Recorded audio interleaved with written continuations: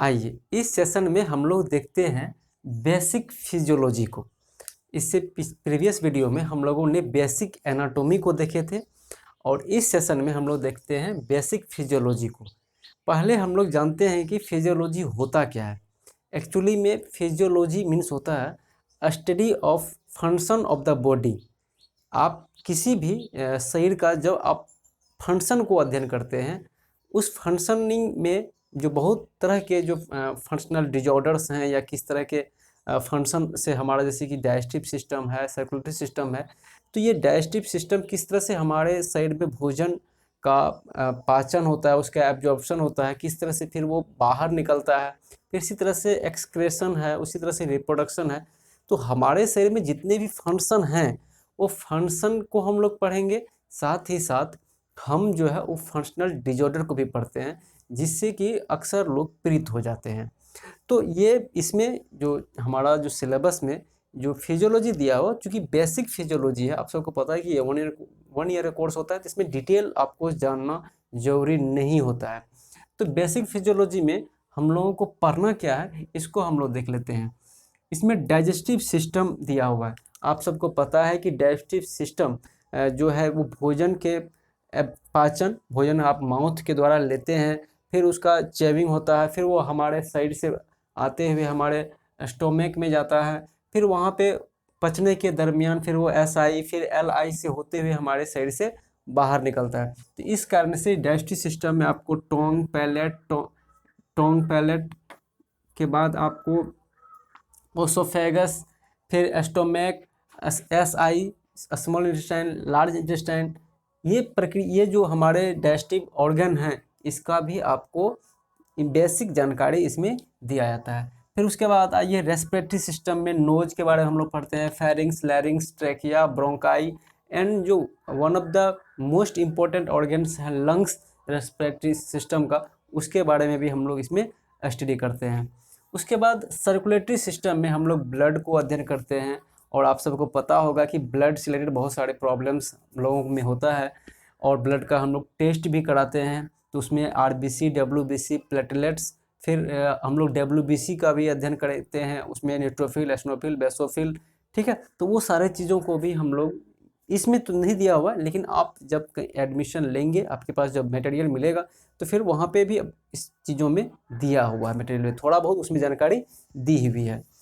अब आइए इसी में आपको सर्कुलेटरी सिस्टम में ही आपको हार्ट का अध्ययन कराया जाएगा, फिर आपको हाई BP का भी अध्ययन कराया जाएगा। आप सबको पता है कि 120/80 mm ऑफ SG जो है एक स्वस्थ व्यक्ति का नॉर्मल BP होता है। फिर उसके बाद पल्स में जो है 72 मिनट जो है मैन में, और फिर 80 जो है मिनट, 80 बार जो है वो पर मिनट जो है वो मैन में रहता है।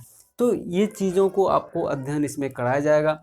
फिर उसके बाद यूरिनरी सिस्टम, आप सबको पता है कि यूरिनरी सिस्टम जो है हमारे होम्योपैथी में कितनी इम्पोर्टेंट है। अक्सर जो स्टोन से रिलेटेड जो प्रॉब्लम्स हैं वो यूरिनरी सिस्टम में, जैसे किडनी में हो जाता है, यूरिनरी ब्लैडर में आके वो फंस सकता है।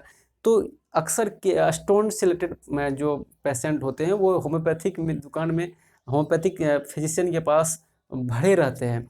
तो वहाँ पे यूरिनरी सिस्टम का अध्ययन करना बेहद ज़रूरी है। यूरेटर का, यूरिनरी ब्लैडर का, किडनी का, उसके नेफ्रॉन, उसके मेडुला एंड कॉर्टेक्स का, ये सब चीज़ आपको इसमें थोड़ी बेसिक जानकारी आपको दी जाती है। उसके बाद रिप्रोडक्टिव सिस्टम में तो मेल का अलग है, फिर फीमेल का अलग है, तो वो सब का भी हम लोग अध्ययन करते हैं। अक्सर होम्योपैथी में जो है बहुत बेहतरीन मेडिसिन्स हैं जो कि रिप्रोडक्टिव सिस्टम से जुड़े जो डिजॉर्डर्स हैं उसको वो क्योर कर सकते हैं। उसके बाद सेंट्रल नर्वस सिस्टम है, एंड आपका जो लेसन 3 मिलेगा वो हिस्ट्री ऑफ होम्योपैथी में। आप सबको पता है कि हिस्ट्री ऑफ होम्योपैथी जो है उसकी कहानी आप देख सकते हैं यहाँ पे। इतना बेहतरीन चीज़ में ये देख लीजिए, मैं आपको बुक से दिखा देता हूँ कि हिस्ट्री ऑफ होम्योपैथी में देखिए कितनी बेहतरीन चीज़ दिया हुआ है कि बायोग्राफी ऑफ डॉक्टर हैनीमैन। आप सबको पता है कि इसकी जो जनक है वो डॉक्टर हैनीमैन साहब है। इसमें इसके बारे में हम आपको थोड़ा सा बता देते हैं। Father of Christian Friedrich Samuel Hahnemann, the father of homeopathy, was born on April 10, 1755 in the electorate of Saxony, the Meissen, one of the most beautiful parts of the Germany. फिर उसके बाद उसकी एजुकेशन के बाद वो क्या क्या किए जिसके कारण से होम्योपैथी का इजाद हुआ, वो सारे चीज़ आपको इसमें दिया हुआ है। और उसके बाद बहुत सारे चीज़ों को इसमें समेटे हुआ है कि होम्योपैथी क्या है, साइंस है कि आर्ट है। तो ये दोनों है, साइंस भी है और आर्ट भी है, दोनों का कॉम्बिनेशन फॉर्म है। The art in homeopathy is the art of obtaining the essence of suffering of the patient, because की साइंस तो है ही, ये कला भी है कि आप पेशेंट के कैरेक्टर को किस तरह से स्टडी करते हैं ताकि आप उसके लिए एक उसी के लिए उपयुक्त मेडिसिन आप खोज पाए। अन्यथा एक मेडिसिन का इसमें बहुत सारे रोल होते हैं, तो आपको कैरेक्टरिस्टिक फीचर जो है वो पेशेंट का वो जानना जरूरी हो जाता है। उसके बाद ऑर्गेनल ऑफ मेडिसिन, आप सबको पता है कि 7 प्रिंसिपल जो है इसमें, लाइक मैं आपको बता दूं यहाँ पे कि लॉ ऑफ सिमिलिया का भी अब आप अध्ययन कीजिएगा, लॉ ऑफ सिंप्लेक्स का अध्ययन कीजिएगा, लॉ ऑफ मिनिमम का अध्ययन, फिर doctrine of drug proving, theory of chronic disease, उसके बाद आप अध्ययन कीजिएगा theory of vital force, doctrine of drug dynamization. तो ये जो टॉपिक हैं इसका भी आप अध्ययन इसमें कीजिएगा, जो आपके नॉलेज को बहुत ही इन्हांस करेगा ताकि आप एक अच्छे होम्योपैथिक असिस्टेंट बन पाए, ताकि आपकी मौजूदगी जो है क्लिनिक में डॉक्टर्स के लिए भी और अन्य पेशेंट्स के लिए भी एक सुखद वातावरण का निर्माण कर पाए। तो ये चीज़ों को हम लोग इसमें देखते हैं। अगेन हम इसमें अगर हम बात करें इसमें और भी क्या चीज़ दिया हुआ है, तो चूँकि ये हमारा जो इस चैप्टर का यूनिट 1 का जो है मॉड्यूल 1 का ये लास्ट हम करेंगे।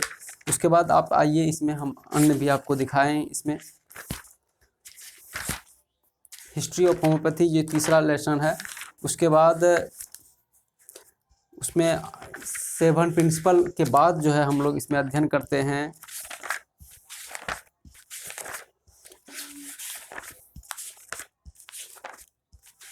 इसमें आपको बताया जाता है कि concept of health disease and cure in homeopathy. उसके बाद इसमें केस टेकिंग, ये सबसे इम्पोर्टेंट है कि आप केस टेकिंग कैसे करते हैं पेशेंट का, कि जिसमें कि आपको क्या केस टेकिंग प्रोफॉर्मा जो है इन ब्रीफ में दिया हुआ है। पार्टिकुलर्स ऑफ द पेशेंट में आप देख रहे हैं name, age, sex, address, religion, occupation, marital status, date of first visit. उसके बाद फैमिली हिस्ट्री क्या है, ज्ञानी एंड ऑब्स्टेट्रिक हिस्ट्री क्या है, उसका मेंटल सिम्टम्स कैसा है, फिजिकल कैसा है, उसके बाद जनरल फिजिकल एग्जामिनेशन कैसा है, सिस्टमेटिक एग्जामिनेशन कैसा है। ये एग्जामिनेशन के आधार पर आपको फिर यहाँ पे इंट्रोडक्शन ऑफ होम्योपैथिक मेटेरिया मेडिका के बारे में आप देख सकते हैं, यहाँ पे दिया हुआ है इंट्रोडक्शन ऑफ होम्योपैथिक मेटेरिया मेडिका।